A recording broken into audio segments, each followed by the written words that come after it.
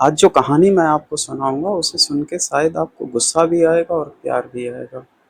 एक truck driver होता है, दिल्ली का रहने वाला। वो अक्सर अपने काम के सिलसिले में पश्चिम बंगाल जाता है। पश्चिम बंगाल में एक जगह है 24 परगना, वहाँ वो अक्सर उसका आना-जाना होता है।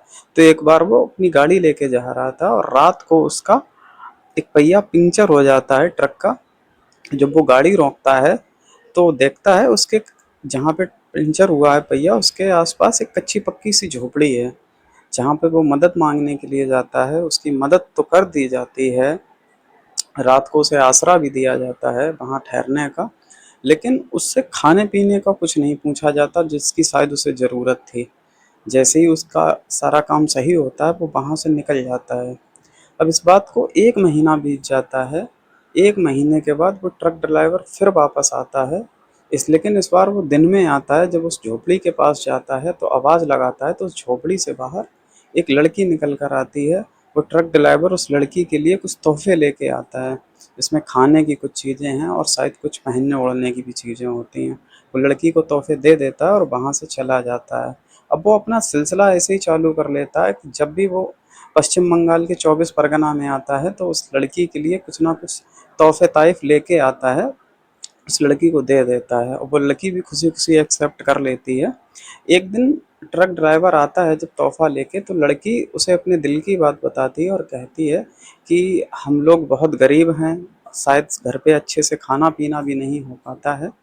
तो ट्रक ड्राइवर उससे एक बात कहता है कि तुम ऐसा क्यों नहीं करती, मेरे साथ दिल्ली चलो, मैं वहाँ पर तुम्हारी नौकरी लगवा दूंगा, जिससे तुम अपनी भी ज़िंदगी अच्छे से बसर कर सकोगी और शायद अपने घर वालों की भी हेल्प कर सकोगी। लड़की भी ये बात मान जाती है और उस ट्रक ड्राइवर के साथ दिल्ली के लिए निकल जाती है।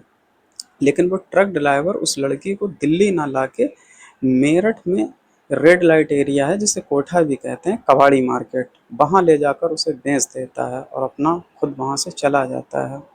अब वो लड़की वहीं कोठे पर रहने लगती है, उसी को अपनी ज़िंदगी समझ लेती है और जो कुछ वहाँ धंधा उसे करना होता है वो करने लग जाती है। उसी कबाड़ी मार्केट के आसपास में कुछ किलोमीटर की दूरी पर एक लड़का रहता है मनीष नाम का, जो बेहद गरीब होता है, मेहनत मजदूरी करके अपना जीवन यापन करता है। एक दिन शाम में मनीष और मनीष का दोस्त मजदूरी करके आ रहे होते हैं, तो जो मनीष का दोस्त होता है वो मनीष से कहता है आज अपने लोग कबाड़ी मार्केट की तरफ से चलेंगे, वहाँ शाम के टाइम बहुत खूबसूरत खूबसूरत सी लड़कियाँ बाहर खड़ी होती हैं और वो अंदर आने को बुलाती रहती हैं, तो आज अपने लोग वहीं चलेंगे। मनीष भी सहमति में सर हिला देता है और वो चला जाता है कबाड़ी मार्केट की तरफ। जब वो कबाड़ी मार्केट कोठे के अंदर जाता है तो उनके सामने लड़कियां खड़ी कर दी जाती हैं। मनीष का दोस्त एक लड़की पसंद कर लेता है और मनीष भी एक लड़की को पसंद कर लेता है। जब वो दोनों लोग अंदर जाते हैं, मनीष जिस लड़की को पसंद करता है उस लड़की का नाम शबाना होता है और मनीष को वो पहली ही नज़र में पसंद आ जाती है।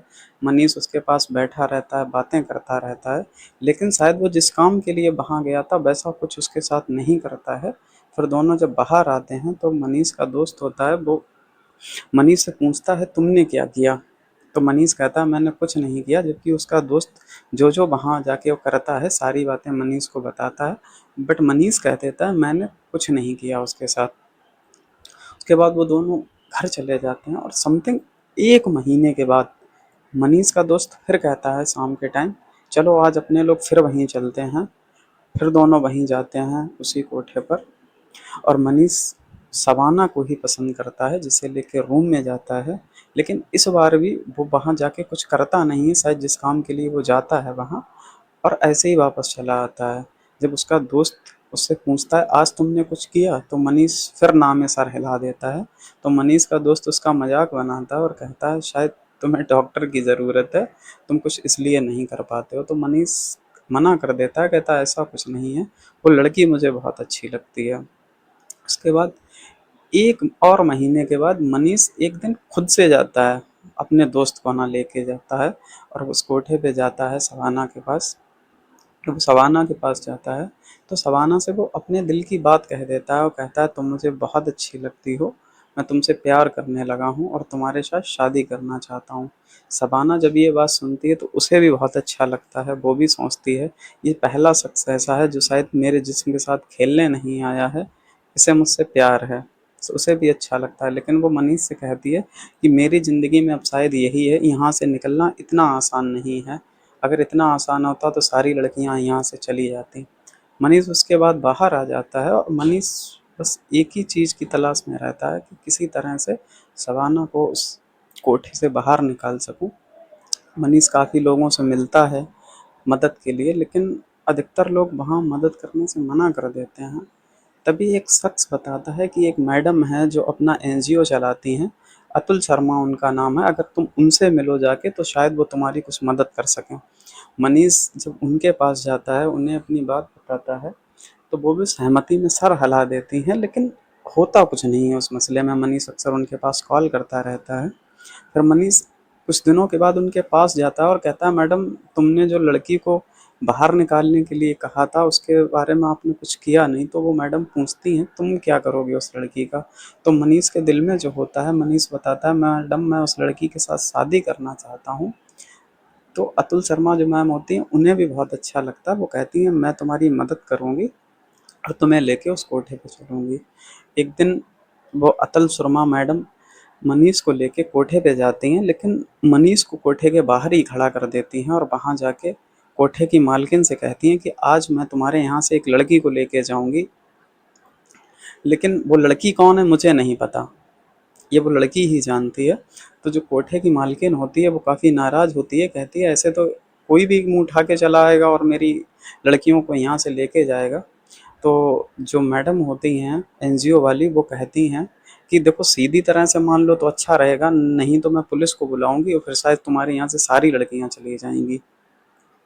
तो जो लड़कियां सामने खड़ी कर दी जाती हैं मैडम के, तो मैडम उन लड़कियों को काफ़ी देर तक मोटिवेट करती रहती हैं। वो कहती हैं, देखो मुझे नहीं पता यहाँ से कौन सी लड़की मेरे साथ जाएगी, लेकिन एक लड़का बाहर खड़ा है मनीष, जो उससे प्यार करता हो। जब मैं यहाँ से जाऊँ तो वो लड़की मेरे पीछे पीछे आ जाए, उसे मैं यहाँ से लेकर चली जाऊँगी। 2-4 मिनट मोटिवेट करने के बाद जब वो अतुल शर्मा मैडम बाहर निकलती हैं, तो शबाना उनके पीछे-पीछे भाग खड़ी होती है और उनका हाथ पकड़ लेती है और अतुल शर्मा मैडम शबाना को लेके बाहर आ जाती हैं और उसे हवाले कर देती हैं। मनीष उसे देखकर काफ़ी खुश हो जाता है। मैडम उन दोनों को लेके अपने घर पे आती हैं और शहर काजी को बुलाया, वो फ़ोन करती हैं शहर काजी के लिए, शायद उन दोनों का निकाह कराना चाहती थी और दोनों ने रजामंदी दी इस बात की। शहर काजी को बुलाया जाता है, उन दोनों का निकाह कर दिया जाता है। लेकिन शबाना मैडम से ये कहती है कि किसी ने मुझे उस दलदल से निकाला है, मुझे अच्छी ज़िंदगी दी है, अगर ये मेरे धर्म के हिसाब से शादी कर सकता है तो मेरा भी फ़र्ज़ बनता है कि मैं इसके धर्म के हिसाब से शादी करूँ और 7 फेरे लूँ। फिर ऐसे ही होता है, उनकी शादी का इंतज़ाम किया जाता है। मेरठ के कुछ चुनिंदा लोग, अच्छे सामाजिक लोग सामने आते हैं और शबाना की एक बाप बनकर, एक भाई बनकर अच्छे से विदाई करते हैं। शादी मुकम्मल कराई जाती है, जो कुछ दहेज होता है वो भी देते हैं, उसे विदा कर देते हैं। अब मनीष शबाना को लेकर जब अपने घर पहुंचता है, अपने मम्मी पापा को बताता है कि मैंने इस लड़की से शादी कर ली है। तो उसके मम्मी पापा पूछते हैं, कौन ये लड़की है और तुम कहाँ से लेके आए हो? तो मनीष बताता है, इसका नाम शबाना है और मैं इसे कबाड़ी मार्केट से लेके आया हूँ। तो उसके मम्मी पापा उसे बहुत गुस्सा करते हैं, खास करके उसके पापा उसे बहुत गुस्सा करते हैं और शबाना और मनीष को घर से बाहर निकलने के लिए कह देते हैं। और मनीष भी शायद गैरत वाला इंसान था, वो शबाना को नहीं छोड़ना चाहता था। वो शबाना को लेके घर से बाहर निकल आता है और वहीं थोड़ी दूर पर रूम किराए पर लेता है, वहीं रहने लगता है। मेहनत मजदूरी करता है, अपना और शबाना का भरण पोषण करता है। 1 डेढ़ साल के बाद उनके घर पर एक बेटी जन्म लेती है। फिर 1 डेढ़ साल के बाद उनके घर पर एक और बेटी जन्म लेती है। उनकी ज़िंदगी यूं ही अच्छे से गुजर रही होती है। एक दिन शबाना मनीष और अपनी दोनों बच्चियों के साथ मार्केट जाते हैं वो लोग। वहीं पर मनीष की मम्मी उन लोगों को देख लेती है और शायद उसकी ममता पिघल जाती है और वो मनीष के साथ में वो लड़कियों को देखती है, तो पूछती है, ये लड़कियां कौन हैं? तो मनीष बताता है, मम्मी ये मेरी ही बेटियां हैं। वो उन बच्चियों को गले लगा लेती हैं और कहती हैं, अब तुम कहीं नहीं रहोगे, मेरे साथ घर चलो, अब हम सब लोग साथ साथ रहेंगे। फिर वो यही करती हैं। मनीष, शबाना और उनकी दोनों की बच्ची उन दोनों बच्चियों को लेकर अपने घर पहुंच जाती हैं। तो मनीष के पापा फिर गुस्सा करते हैं और कहते हैं इन लोगों के लिए मेरे घर में कोई जगह नहीं है। लेकिन मनीष की माँ जिद पर अड़ जाती हैं कि अब मैं रहूंगी तो अपनी बहू, बेटे और नातिनों के साथ ही। शायद माँ की जिद के आगे बाप भी अब ज़्यादा देर जिद दिखा नहीं पाते हैं और वो भी सहमति दे देते हैं, रजामंदी दे देते हैं उन सबको घर पे रहने की। आज भी वो लोग अच्छी ज़िंदगी बसर कर रहे हैं एक अच्छे नागरिक की तरह। और मैं सराहना करना चाहूँगा यहाँ मनीष की और मनीष की हिम्मत की, जो उसने एक जिसे हम समाज में बाजारू लड़की कहा जाता है, उसका दामन थामा, उसे अच्छी ज़िंदगी दी और अपने बच्चों की, अपनी वाइफ की अच्छे से परवरिश कर रहा है। सलाम है ऐसे सोच वाले इंसान को।